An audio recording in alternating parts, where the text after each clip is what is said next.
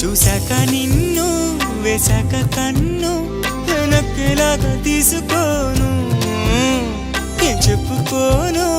ఎడు తప్పుకోను నువ్వొద్దన్నా నేనొప్పుకోను